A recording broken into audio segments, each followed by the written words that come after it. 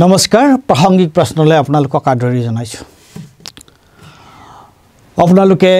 গম পাইছে যে গোটেই অসমত এতিয়া কেনেকুৱা এটা পৰিৱেশ সৃষ্টি হৈছে কালি নিশা নাগৰিকত্ব সংশোধনী আইন বলবৎ কৰাৰ কাৰণে কেন্দ্ৰীয় চৰকাৰে অধিসূচনা জাৰি কৰিছে আৰু তাৰ আগতে বিভিন্ন সংগঠন অসমৰ বিভিন্ন সংগঠন নাগৰিক সমাজ সকলোৱে যে কাৰ আপোনালোক সকলোৱে জানে যে কাৰ কেব হৈ থাকোতে কেবৰ কেনেকুৱা ধৰণৰ বিৰোধিতা কৰা হৈছিল আৰু কা আইনখন যিদিনা পাছ কৰিছিল সেইদিনা গুৱাহাটীত কেনেকুৱা এটা পৰিৱেশৰ সৃষ্টি হৈছিল তাৰ পিছত কেনেকুৱা ধৰণৰ আন্দোলন হৈছিল সকলোৱে জানে তাৰ পিছত সকলো তলকা মাৰি আছিল যে আইনখন হৈছে কিন্তু আইনখন বলবৎ কৰা হোৱা নাই আৰু কালি নিশা এই আইনখন বলবৎ কৰা যেটো সিদ্ধান্ত লোৱা হ'ল অধিসূচনা যোগে আৰু কালিয়ে অসমৰ বিভিন্ন ঠাইত মানুহে প্ৰতিবাদ কৰিছে আৰু আজি গোটেই গুৱাহাটীখনকে যেন এটা এখন যেন জেইলৰ গুৱাহাটীত এটা জেইলৰ সদৃশ পৰিৱেশ সৃষ্টি হৈছে ৰাজীৱ ভৱনত বাহিৰৰ পৰা তলা লগাই দিয়া হৈছে গুৱাহাটী বিশ্ববিদ্যালয় বিবৰুৱা কলেজ আৰু বিভিন্ন শিক্ষানুষ্ঠান আৰু ৰাস্তাটো বাহৰ বেৰিকেড তৈয়াৰ কৰি তেনেকুৱা ধৰণৰ এটা সমৰ সদৃশ এটা পৰিস্থিতিৰ সৃষ্টি কৰা হৈছে এক অস্বাভাৱিক পৰিস্থিতিৰ সৃষ্টি কৰা হৈছে কাৰ কথাটো কা আমাৰ কাৰণে কিয় বিপজ্জনক সেইবোৰ কথা আলোচনা আমি কৰিম পিছত হয়তো আজিয়ে সন্ধিয়া আৰু এটা আলোচনা এই বিষয়ে মই কৰিম কিন্তু এটা কথা দেখি আমি বিস্মৃতি খাইছোঁ সেইটো হৈছে যে অসমৰ মুখ্যমন্ত্ৰীজনে কেনেকুৱাকৈ তেওঁ কি যুক্তিৰ ভিত্তিত তেওঁ ক'ব পাৰিলে যে যিবোৰ ৰাজনৈতিক দলে কাৰ বিৰোধিতা কৰি আন্দোলন কৰিব যে তেওঁলোকৰ পঞ্জীয়ন বাতিল কৰা হ'ব এইটো আচৰিত কথা যে মুখ্যমন্ত্ৰী ডাঙৰীয়াই কি আইনৰ কোনটো দফাত কিহৰ ভিত্তিত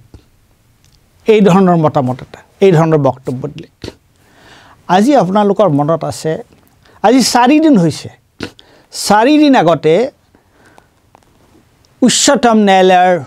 ন্যায়াধীশ আৰু তেওঁ অসম সন্তান উজ্জ্বল ভূঞা আৰু অইন এগৰাকী ন্যায়াধীশ হৈছে অভয় এছ অকা তেওঁলোকে এটা ৰায় উচ্চতম ন্যায়ালয়ৰ এটা ৰায়ত তেওঁলোকে অতি স্পষ্টভাৱে কৈছে যে ভাৰতৰ সংবিধানৰ অনুচ্ছেদ 19 আৰ্টিকল 19(1)(a) আৰু আৰ্টিকল 19(1)(b) এই অনুচ্ছেদ দুটাত কি কথা কোৱা হৈছে এই অনুচ্ছেদ দুটাত কোৱা হৈছে যে জনসাধাৰণৰ বাক স্বাধীনতা আছে এইটো এটা মৌলিক অধিকাৰ বাক স্বাধীনতা ভাৰতৰ যিকোনো এজন জনসাধাৰণৰ এইটো এটা মৌলিক অধিকাৰ আৰু 2 নম্বৰ কথা এই কথাটো কোৱা হৈছে যে চৰকাৰে লোৱা কিবা এটা সিদ্ধান্তৰ এজন নাগৰিকে যদি প্ৰতিবাদ কৰে তেওঁৰ প্ৰতিবাদ কৰাৰ অধিকাৰ আছে তেওঁলোকে শান্তিপূৰ্ণভাৱে প্ৰতিবাদ কৰিব পাৰে তেওঁলোকে এঠাইত মিলি একগোট হৈ সমাৱেশিত হৈ তেওঁলোকে প্ৰতিবাদ কৰিব পাৰে কেৱল তেওঁলোক এই প্ৰতিবাদ অহিংস শান্তিপূৰ্ণ হ'ব লাগে আৰু মই লগতে এটা কথা কওঁ যে আন্দোলন যিকোনো আন্দোলনেই তাৰ 3টা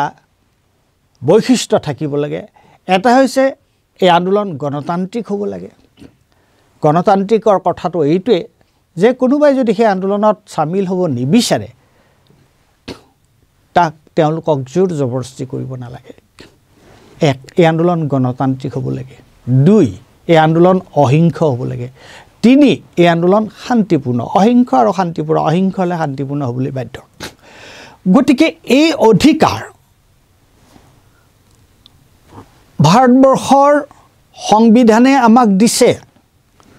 আৰু সেইটোকে আজি 4 দিন আগতে উচ্চতম ন্যায়ালয়ৰ এখন বিচাৰপীঠে এইটোক দোহাৰিছে তেনে পৰ্যায়ত তেনেকুৱা এটা পৰিস্থিতিত আজি অসমত যিটো অৱস্থাৰ সৃষ্টি কৰা হৈছে অসমৰ মুখ্যমন্ত্ৰীয়ে ৰাজনৈতিক দল বিৰোধী ৰাজনৈতিক দল যিসকলে ইয়াৰ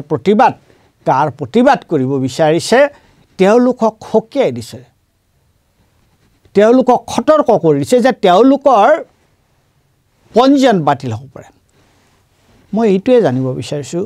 যে অসমৰ মুখ্যমন্ত্ৰী ডাঙৰীয়াৰ হাতত সেই কৰ্তৃত্বটো কোনে দিলে এই কৰ্তৃত্বটো তেওঁক কোনে দিলে তেওঁ সংবিধানৰ নামত শপত খাই তেওঁ অসমৰ মুখ্যমন্ত্ৰী হৈছে তেনেহ'লে সংবিধানে ভাৰতৰ সংবিধানে তেওঁক এই অধিকাৰটো দিছে নেকি আৰু আজি দেখা পাইছোঁ যে পুলিচ কমিশনাৰ গুৱাহাটীৰ এজন যুটীয়া পুলিচ আয়ুক্তই তেওঁ ৰাজনৈতিক দলবিলাকলৈ তেওঁ নোটিছ দিছে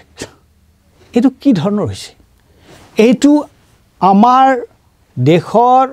যিখন সংবিধান আৰু অকল আমাৰ দেশৰ বুলিয়েই নহয় সামগ্ৰিকভাৱে গণতান্ত্ৰিক যিটো পৰম্পৰা গণতান্ত্ৰিক যিটো আচৰণ বিধি আইনৰ শাসন